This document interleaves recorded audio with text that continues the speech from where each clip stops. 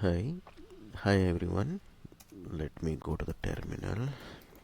So we have in the previous video we have installed Docker, right? Again I'm checking the Docker -v version. It is there, and I'm checking doc.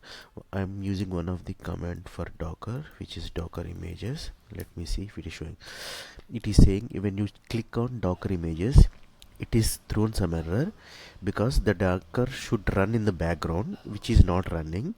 So what I will do, let me open Docker desktop.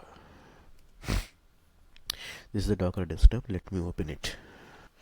It opened. Okay, now let me run Docker images. So it shows you two Docker images. Okay, so before it's I have already downloaded them. So before that, let me remove them. So this is Docker desktop. Whatever you are seeing in the terminal, you can see them in the Docker desktop as well. We can operate from here as well, but it is nice to practice from the terminal only. Let me remove these things.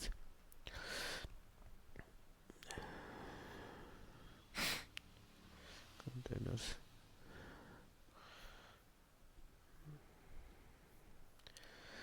You can ignore these things. I will tell later whatever they show. Okay.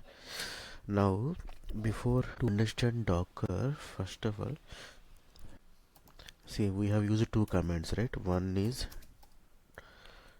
Docker -v, which says Docker version. The second one is Docker images. This is the second command I told, to list the images available in local system. First of all, how they will come into local system. So first we need to pull them. So there are few, again, in Docker you need to understand three things. One is Docker file, second is Docker image, and the third is Docker container. So what happens when we need to write some code. Okay, so this code is again that in the Docker we will have all the code particular to the infrastructure or servers. This code we will have, but for now let's assume there is some software, some code we need to write. Okay, so Docker file written with some instructions, then we need to build it. Then what it will create, if you build it, image will be created. If you build, image will be created. Once the image is created, we need to run, then container will be created. Okay, so for now let me pull some of the things like images which are already built. See, like in any other program, if you have any familiarity with Java program, you will import the packages, right? In the same way, before writing any program, let's pull some images which are already available in the Docker repository. So whatever image was created, it will be stored in the Docker repository. Docker images, it's showing now. Let me pull image Docker pull hello-world. See, this is basic thing in every programming, right? So Docker image, Docker pull hello world. So now we have created one more command, Docker pull image name. In our case, example Docker pull hello-world. See, someone already written it and pushed into the Docker repository. Now we are using it. So if you see, yeah, it is download completed. Let me zoom it.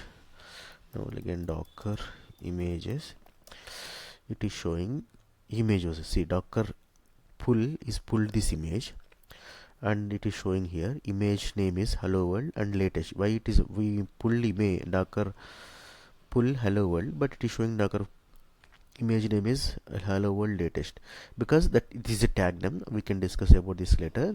It have, for this image there is an ID, image ID, and it using 22.5 KB of my disk space, and content says inside that there is a 10.2 KB of content is there. Okay, now we can run this image. Docker run hello hyphen world. We can run this image by the image name or by ID. Now we am first let me run with the image name hello run. See, when I did docker run hello world, it printed me just some message. Okay, it the job of this docker image is to just print this image. Someone has written written a program to print this hello from docker, and we need to print this one. Okay, next docker again see it was created, executed, and again stopped. So because it came to the same terminal, the image ID. Let's see commands. Let's see. Let me copy it and paste it. So even if you use image or ID, it will do the same action. Okay, it is done. Okay, so what I have done now, I already pulled some of the images which are existing already, pulled them and run them as container. But if you see the Docker desktop, image is showing but containers are not showing. Why? Because the job containers are two containers showing but they are not running. Why? Because their job is completed, that's why they are not running. Okay, they are not their job is to just to execute this part and terminate. That is what I have done now. We have run this image, right? What it is saying after the image, to try something more ambitious, you can run an Ubuntu container with docker run minus -it ubuntu bash. Let us try this. So earlier, right, when we docker pull we did, here we did docker run. What docker run will do, if the image is not already there, it will pull that image and it will run. So here what it do, unable to find the latest Ubuntu latest locally, it is not found in local. So it is downloading, pull completed, download new image. Let's me see, and it ran also. See, if it is earlier, right, if you see here, it is showing root. Okay, let me exit from here. Or you can see this is Kanchala Vijayakumar is my system directory, but it is showing root. So that means it entered into this image. Okay, let me do pwd present working directory is run ls minus lrt. I am trying some Linux commands. Okay, see it is doing these commands. Let me do mkdir